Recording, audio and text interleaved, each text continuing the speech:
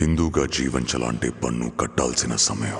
ఈ దేశ శ్రమ బాద్షా పాదాల కింద నలిగిపోతున్న సమయం. ఒక వీరుడు కోసం ప్రకృతి పురుడు పోసుకుంటున్న సమయం.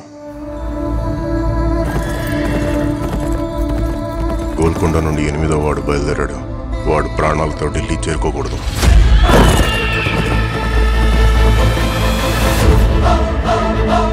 ఇది నేను రాసే చరిత్ర.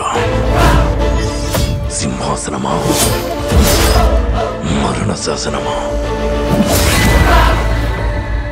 ఈ భూమి మీద ఉన్నది ఒక్కటే కోహినూర్. దాన్ని కొట్టి తీసుకురావడానికి తిరుగులేని రామబాణం కావాలి.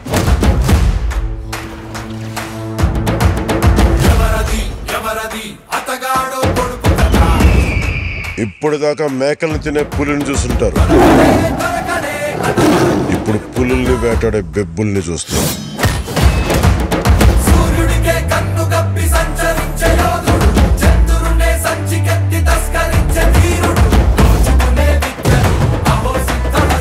సర్దుకోలేకపోతున్నాను, సాయం చేస్తావా? దశమి రోజు పంచమని విడిపించాలన్నమాట.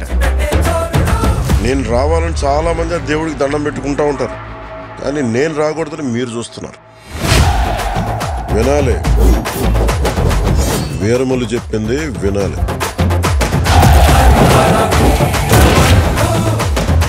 నువ్వు మా వెర్రివిస్తున్న మావయ్యవు కదూ.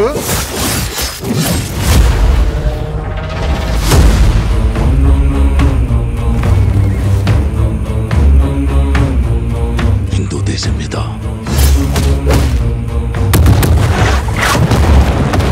పవిత్రమైన మన జెండా గర్వంగా ఎగరాలి. ప్రకృతికి ఇంకో ధర్మం ఉంది ఔరంగజేబ్.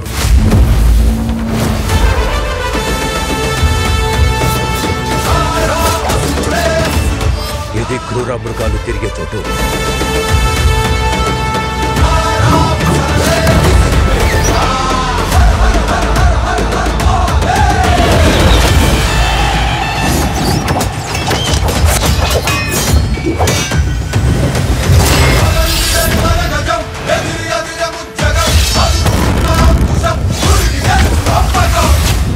ఆంది వచ్చేసింది.